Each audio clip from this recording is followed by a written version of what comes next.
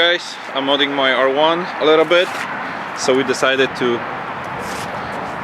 make a video with no exhaust sound. We're gonna see how it sounds. I think it's gonna be loud.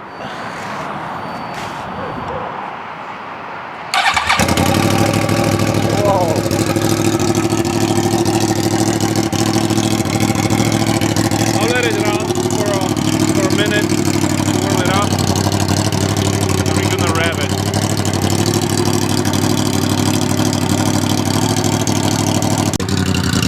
Let's start.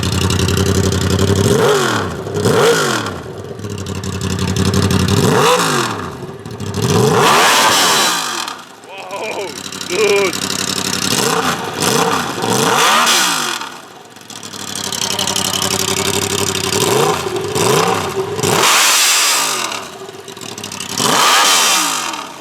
Alright, man, that's enough.